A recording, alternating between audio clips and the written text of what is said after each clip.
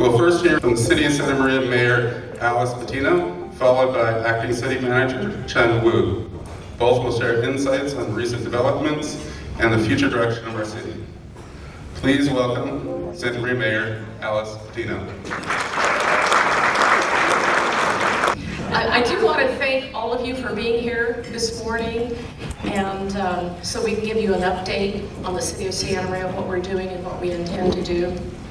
I do want to recognize that all of our department directors here, we have about 700 employees in our 10 departments in the City of Santa Maria. We are a city of 23.2 square miles. Our population is estimated at about 110,608.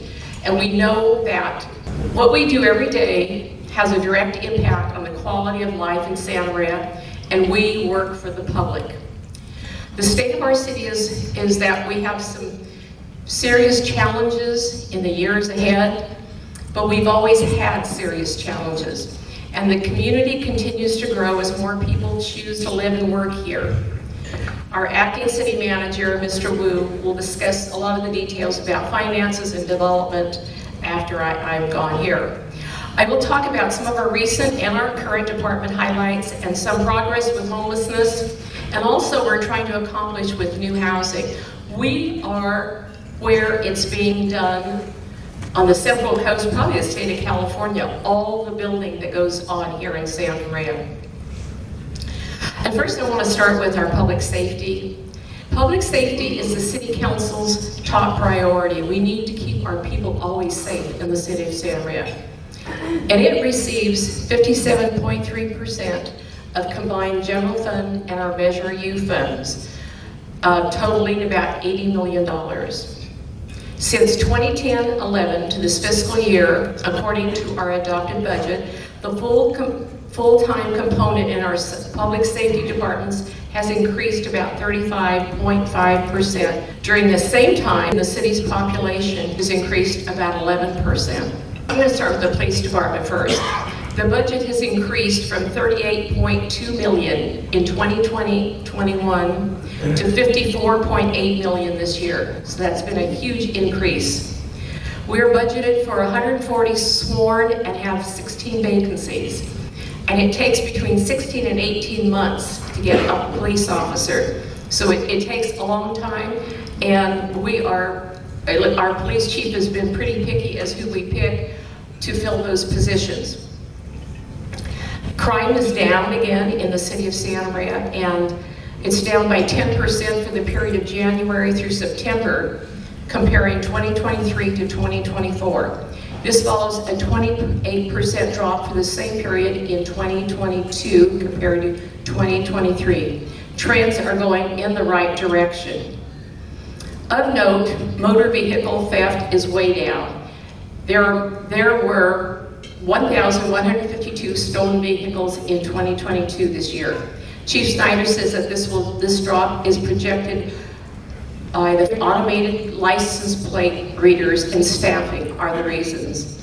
And when we put up, we have like the cameras that the city puts up, we also have businesses that are putting cameras up.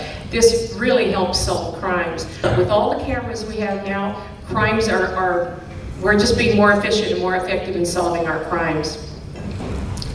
The police department receives more than 100,000 calls per service each year and responds to 1,800 traffic accidents every year. The police department implemented the body-worn cameras this year. Body cams enhance community transparency and captures the critical audio and video evidence for criminal investigation and prosecution.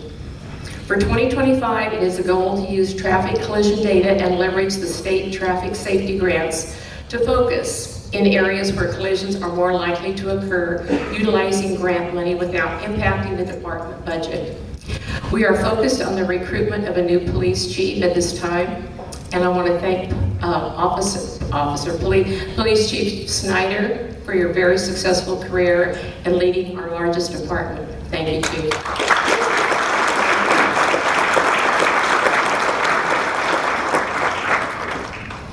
The fire department funding was $18.4 million in actual expenditures in 2020-2021, then $22.7 million in 22-23, and now in the 24-25 budget, it's $25.7 million.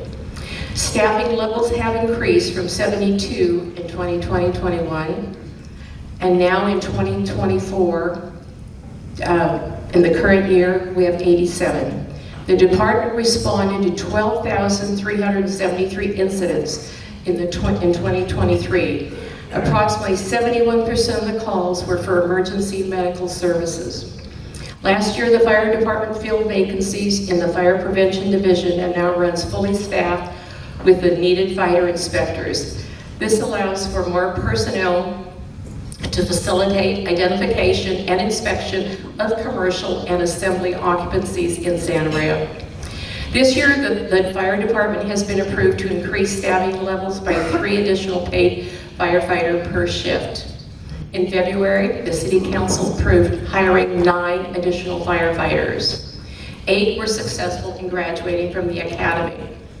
Promotional opportunities are being planned and logistical needs are being addressed to house an additional 3 firefighters at Fire Station 6, which is right down the corner here. Station 6 is currently staffed with 1 aircraft rescue firefighter, which responds only to airport incidents. The goal is to expand the service to serve the surrounding areas and to provide a more efficient response model for the city. We're getting closer to opening up the additional engine company and look forward to providing enhanced response and service to the residents of our community. On the screen, the slide shows 2 maps. On the left is our current response areas by fire station. On the right is the preliminary response model, allowing us to achieve 4-minute response times throughout the city. We continue to work on this and the leadership of Fire Chief Brad Dandridge. Now I'm going to tell you a little bit about roads. We all want our good roads, and the Department of Public Works this year has paved 32.5 lane miles of local roads. We now have our own paving grinding machine, and Brett can spend hours telling you how wonderful it is. But the great thing is that we are able to save money in the city of Santa Maria because we have our own machine, our guys know how to run it, and so this has been great for our department. General funds for our roads are, if you don't know, the gas tax, which is SB1, the grants that we get, Measure A, and general fund. And the Measure A is the measure that we passed in the county of Santa Barbara. So I'm going to show you a list. Oh, there he is, a proud picture of our grinder. I will show you a list of the road projects coming up. So Morrison will be done Thanksgiving week, so paving is imminent, and will continue weather permitting. All these roads will receive either dig-outs or full grind and replacement. These roads, along with the ones we did last year, and the project is expected to cost $12 million for the first significant phase funded by grants from the state, county, and federal government. We will now see, the different roads there, and some of them are going to get chip sealed afterwards, so it's a 2-step process occurring up to 1 year apart. Another 4 intersections will be improved in the city and many more in the pipeline.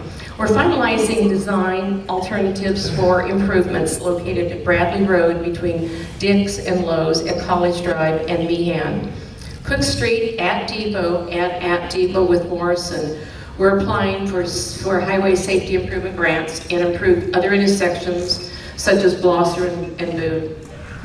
Downtown footage concrete improvements between Broadway and Depot will be completed this year. Manami Community Center will get a newly paving parking lot, and boy does it need it.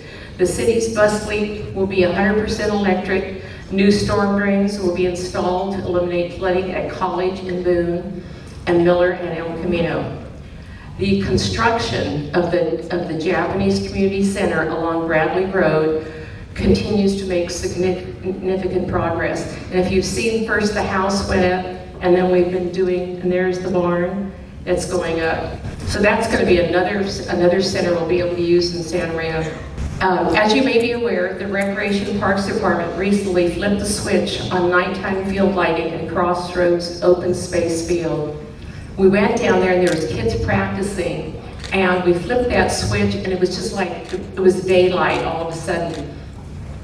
In addition to Crossroads Field, the 4 fields at Adam Park have lighting added, and these projects will expand field availability for local sports teams and our organizations. We also continue to make progress towards groundbreaking for the 19-acre sports park with 4 sports fields, parking, restrooms, and a playground. Earlier this year, we took possession of the property. The City Council will approve construction contract at our November 19th meeting, and I guess all the bids are in, so we should be seeing that. That project is expected to cost $12 million. And during this time, we've gone out and applied for grants. We got, I think, $1 million from the county, and we got another $1 million from the state. We are constantly looking for money. We've set the money aside, put some CDBG money in there, saved the money, so that when we are ready to go out right now, we have the money for those parks. We're not going out to the public and asking them for more money. Our public library is very popular, and we're looking at this slide, the number of people using our main library, and I'd ask the question, how many people do we have? Because I like to go in there on the weekends because you get to see the families in there, parents taking their kids into the library to read, and more people are going in person to the library since after the pandemic. For example, the total number of annual visitors to the main and branch libraries in 2021-22 was about 140,000. In 23-24, it was about 226,000. So the libraries made progress last year with a grant to create 6 early learning hub libraries in partnership with Children's Resource and Referral of Santa Barbara County and Wings Preschool. The Early Learning Hub libraries connect families with important resources and information, provide early literacy support, and expand the reach of library work into established community spaces. This year, the library is focusing on furthering its impact in the community by expanding partnerships focusing on non-traditional library services, such as bringing library services out into the community in new ways. So if they can't come to us, then we make an effort to go out to the community. Our library truck and van, and if you go to any of our city functions, even at the stand down at the Fair Park a couple of weeks ago, our library van was there. And by doing this, we increase our equitable access to library services throughout the community, fostering an increased quality of life. Another topic I want to address is the homelessness. Everyone asks about what we're doing. We have been doing things for months. A lot of times it's not real visible, but recently people can cross the bridge and they can see the difference in the riverbed. That took a period of time. We in Santa Maria have been just reacting, going out and cleaning up any of the encampments. So we went and cleaned up the portion of the river that was ours, and that was a very small portion. When you go across that bridge and you will see the population, you will see entering San Luis Obispo County. So before you cross that bridge, you're entering San Luis Obispo County. And part of the riverbed to the left belonged to Santa Maria. Then you get into San Luis Obispo County. So we have this partnership now with San Luis Obispo County, and that includes the sheriff of both Santa Barbara, San Luis Obispo County. Our park rangers are part of this cleanup. We have flood control we have to deal with, and then we have to deal with Caltrans because their jurisdiction is the bridge and everything under the bridge. So little by little, getting all of these entities together, we got the riverbed cleaned up. Now the challenge is to keep it cleaned up, and we intend to do that. We've been in talks with San Luis Obispo County, and so this is, like I said, a challenge, and we will continue to do this and expect it to be cleaned up. Now, as we're breaking up the encampments, we also have to provide shelter. We don't have to provide, we offer shelter, we offer beds to these people. We offer resources. So we go down and with Good Samaritan and we have people offering them resources and anything they want, they can go to the county and get. We give them a card, we tell them who they can call. If they choose to take those resources, that's great. If they choose not to, there really isn't anything we can do about it. In the city of Santa Maria, I know we had put last year over $200,000, and that's just on cleanup, that's just on reacting.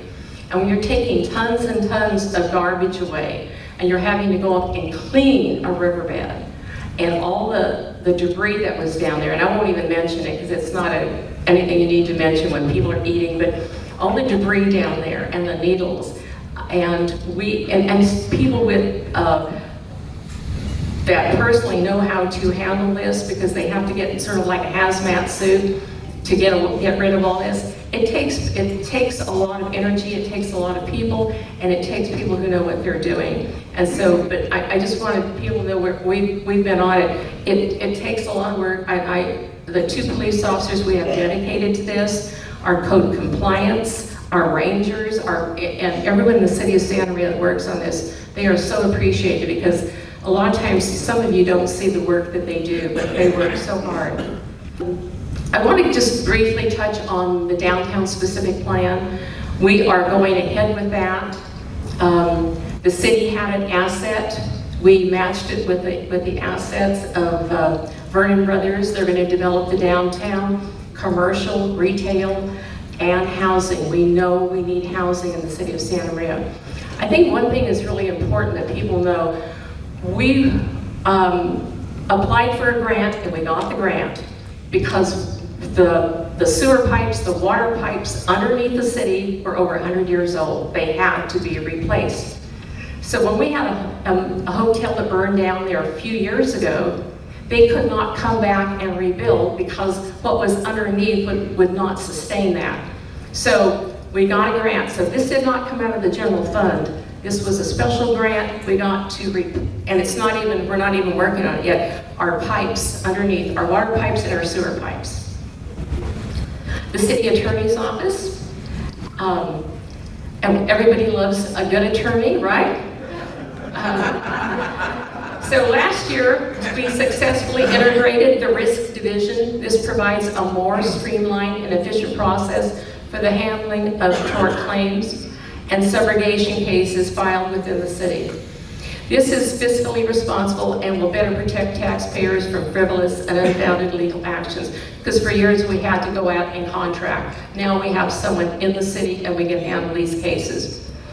This year it continues to further increase fiscal responsibility by seeking restitution and collections in appropriate situations where city property damage has occurred by a third party, and the city repairs are required to protect public safety. Our utilities department, the staff recently completed the design and permitting to add capacity and extend the life of the Santa Maria Regional Landfill. We've been saying that for years because we were given a deadline, then it was moved up, then it was moved up. But we are continually being able to say that we're still here. We bought the landfill out at Las Flores, or the land for the landfill, but we don't have to use it yet, and that is a good thing. And this is a benefit to taxpayers. Also, we're happy to announce that the collection of residential organics recycling will be changing to weekly beginning the week of January 6th. With the changes, customers will place their trash and organics containers out each week for service on their normal collection day. Recycling will still be collected every other week. Our community development department, and they're the ones that oversee all the development that's being done in Santa Maria, collaborated with the Department of Public Works and secured a $2.5 million grant for sewer upgrades and pedestrian enhancements needed for our downtown, and I mentioned that earlier.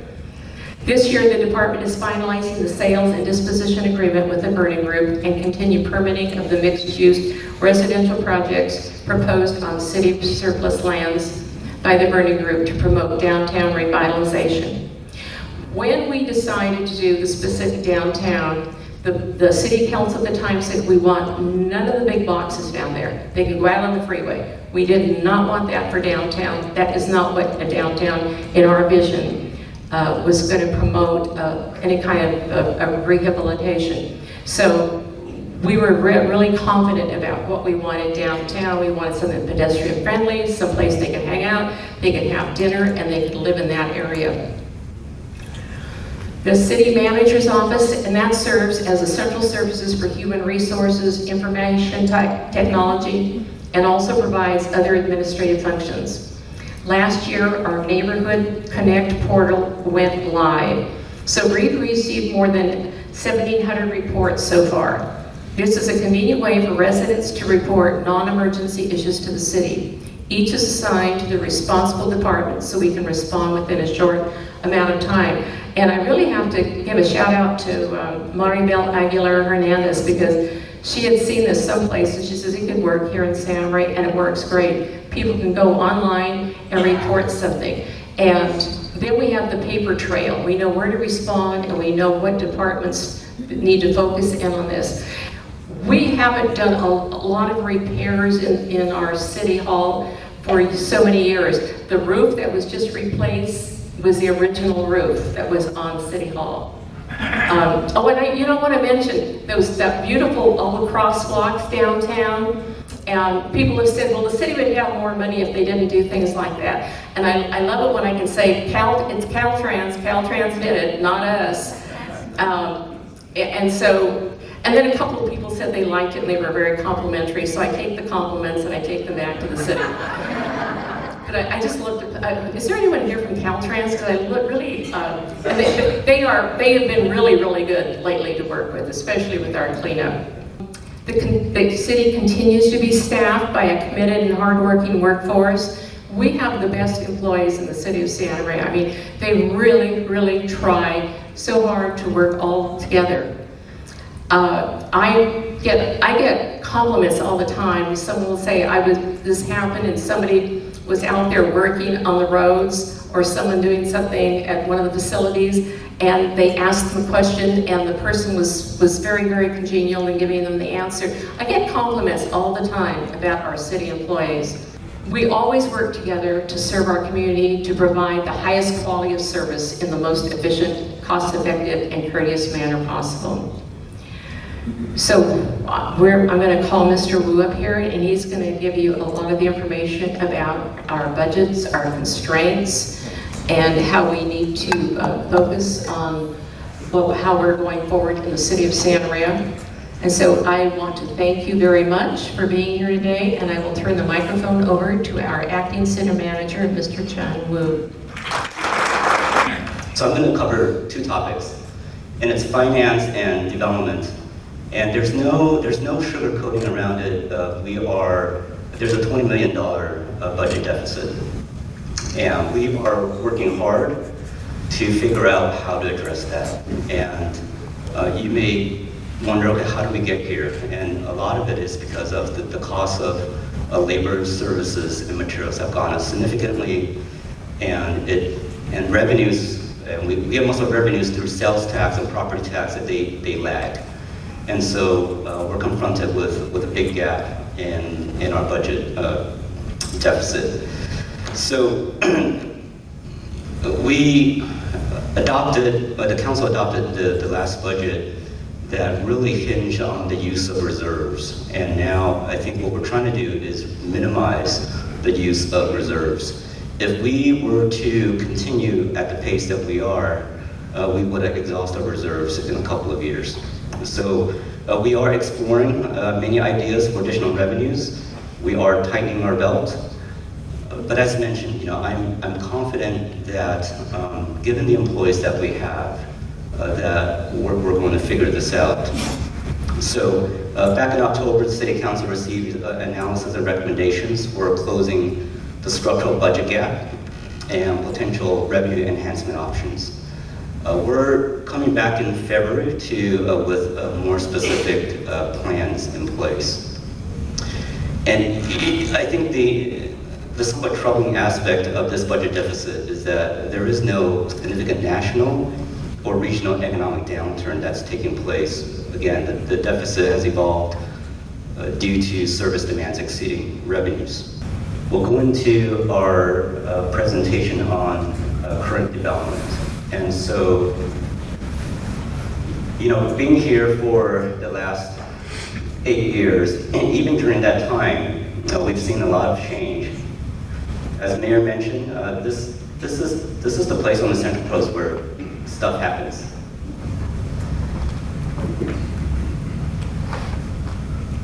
We're beginning to see our downtown change and take place, and this project on the northwest corner of Main and Broadway has been built. It's been built for a while. You may wonder, well, it's been empty, but they did receive their CFO, and you'll see it get occupied soon. It's a mixed-use building, and it's apartments on the second and third floor with a ground floor restaurant. And it's interesting to see this building on this property because this is going to be the small building on the intersection of Main and Broadway. And the other buildings that are in the plans, so this is a 3-story building. The other buildings in downtown are 5 or 6 stories. But I'm going to cover some of the other housing developments that are being built across the city. Centennial Gardens, this is over by Battles and Depot. This is an affordable apartment, and this is being occupied as we speak. The mayor mentioned Santa Maria Studios. This is the SB 35 project, and also this has been built for a while, and they are also being occupied now. As you remember, this went up fairly quickly because of the modular construction. About a year or two ago, we saw a crane just stacking these modular units on top of each other, but from the look of these pictures, you can't really tell what type of construction it was. More construction, a lot of housing, Centennial Square. This is the one on Miller.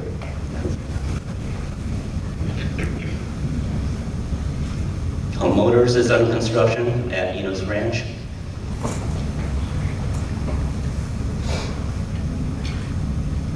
There's a vet clinic that's under construction on Miller. This is the one right over by the Target Shopping Center.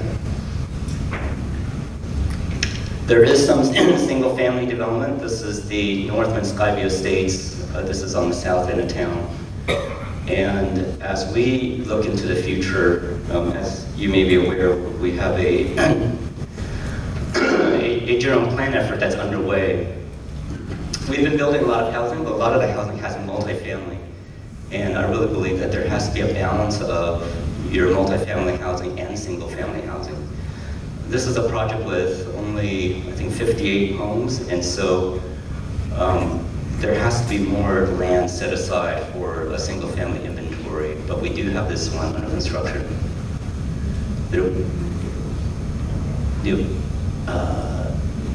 This is the Lakeview Elements. This is, again, on the south end of town, over by Skyway. And this is a unique project in the sense that there is a kind of a village feel to it. There are some commercial uses adjacent to the residential uses. So, when I visit some of the restaurants on that end, those businesses say that a lot of their patrons are actually just people that live nearby. Some industrial development. This is Seaside Packaging. This is on La Brea. And these are projects in the pipeline. So I mentioned Gateway Mixed Use. That's going to be the small building. There are proposals for each of the corners for Main and Broadway, but not to be forgotten, there's also projects that are approved for along Cook Street. This is the Cook Street Apartments that's adjacent to the mall parking structure. And the conversion of the old Mervyn's, you're going to see that be converted into loft apartments. in the very near future. I think that the demolition and construction for that project should be within the next couple months. So these are some pictures of the downtown projects that are in the pipeline. This is Allen Newton Apartments. This is the southeast corner of Main and Broadway, 6-story building with a ground floor commercial retail. This is the Heritage Walk Lofts. This is an image of what the old Mervyn's building is going to be. So it looks drastically different. I think they're essentially taking that building down to the studs, and you're going to see a lot more windows because it's going to be a residential building, and so it's going to look very different. But it's part of this fabric of our downtown revitalization. Cook Street Apartments. This is kitty corner from City Hall. It's mostly residential units, but there is a commercial component right on the corner. So, it could be a place to go after council meetings. We'll see. So, Park Edge. This is over by the new DMV. It's on the south end of town. It's apartments, but there's also a small commercial component.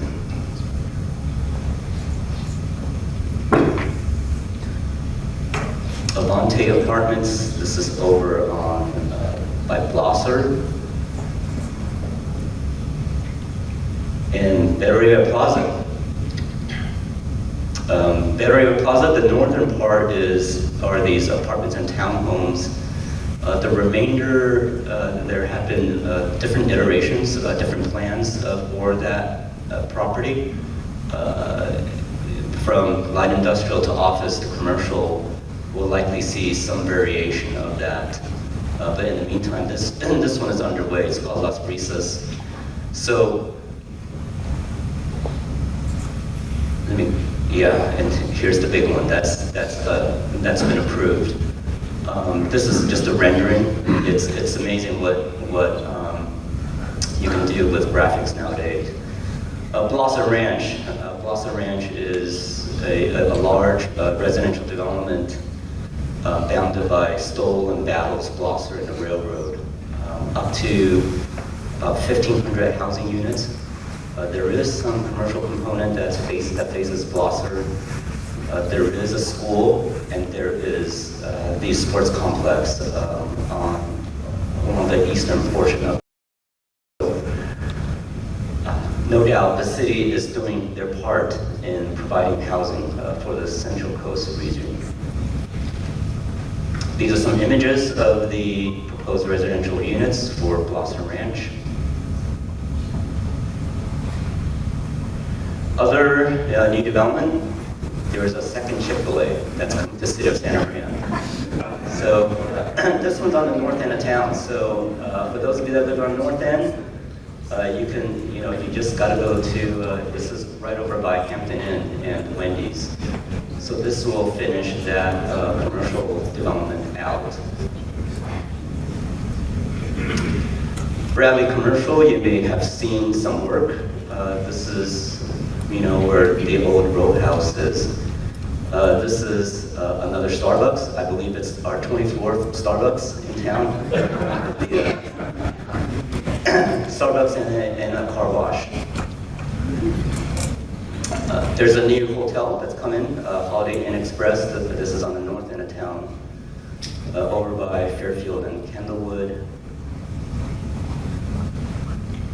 And one more, a single-family development. This is the one proposed by People Self-Help. And this is the one that's, again, on the south end of town, Skylight Homes. This is a split equity project. More in the pipeline. This is in review. This is going to City Council at our next meeting. Annexation proposal for Richards Ranch over by UBP and 135. A distribution warehouse facility around West Stoll. This is what we consider a last mile facility. And this is exciting for our city, the Plains of Fame Air Museum. And this is in review now, but this will be a tremendous asset for our community. Bellcrest Residences. This is a proposed residential project along East Main. And then Westgate Village. This is a mixed-use project along the west side of Blossom, with residences and commercial uses. So that's a lot. And again, this is, in some ways, this is just typical for Santa Maria. We have a lot of proposals. Our staff does good work in providing review. Our planning commission gives very thoughtful input on each of these proposals. And again, this is, I think, Santa Maria, we don't shy away from providing what's needed for the region.